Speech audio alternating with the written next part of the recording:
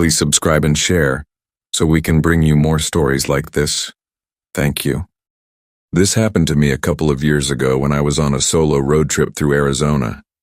I had been driving for hours through the endless desert landscape, the sun beating down relentlessly all day long, and by the time night fell, I was completely exhausted and desperately needed a place to rest.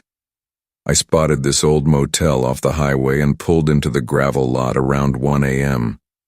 The kind of place with a flickering neon vacancy sign that buzzed faintly in the quiet night. It looked run down and forgotten, with peeling paint on the doors, faded curtains in the windows, and weeds growing through cracks in the concrete.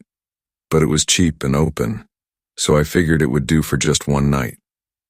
The clerk inside the small office was an older guy who barely said a word the whole time. He just took my cash without making eye contact, slid the registration card across the counter for me to sign quickly, and handed me the key for room 12 on the second floor. The motel was 2 stories tall with those outdoor walkways you see in older places. Nothing fancy or modern at all.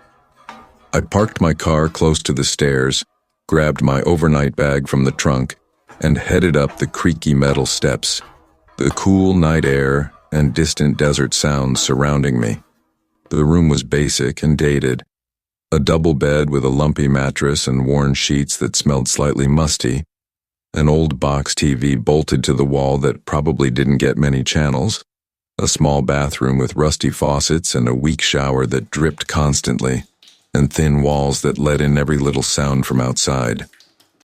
I dropped my bag on the chair, kicked off my shoes, turned off the lights, and lay down fully clothed on the bed.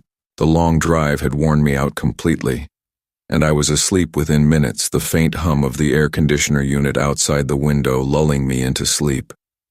Around 3 a.m., I woke up to footsteps. Slow, deliberate pacing directly above my room.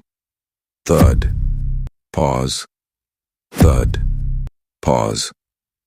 Back and forth across the ceiling like someone walking from one end of the room to the other in a steady, unchanging rhythm. At first, I figured it was the guest in the room upstairs. Maybe they couldn't sleep, or were on a phone call pacing around or packing for an early departure the next morning. I rolled over and tried to ignore it, pulling the thin pillow over my head to block the sound. But the footsteps kept going without stopping or varying. Same rhythm, same path. No variation at all. After about 20 minutes, it started getting to me. I sat up in bed and listened more closely. The pacing stopped for a second when I moved, then started again right away. I grabbed my phone for the flashlight and stepped out onto the walkway to check the room above mine, room 22. It was completely dark. No light leaking under the door, no TV glow from the window, nothing.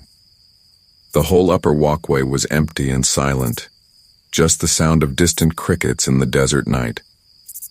I went back inside, locked the door again, and lay down. The footsteps resumed immediately, as if they had been waiting for me to settle back in. I tried to sleep, but the pacing went on for another hour.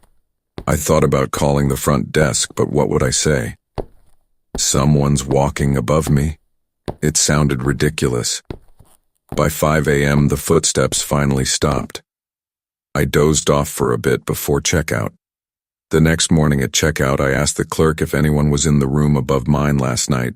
He gave me a strange look and said, "Son, you're on the top floor. There is no room above 12. The building only goes to the second story. No attic or anything up there. You must have heard something else." I checked the motel layout on my phone while drinking coffee in the parking lot. Sure enough, room 12 was the highest on that wing. No third floor, no maintenance access, nothing above it but roof. I drove away feeling unsettled, the footsteps replaying in my mind the whole way home. To this day, I avoid motels when traveling alone. And sometimes, when I'm in a hotel on the top floor, I still wake up to those same slow footsteps pacing above me, even when there can't be anyone there.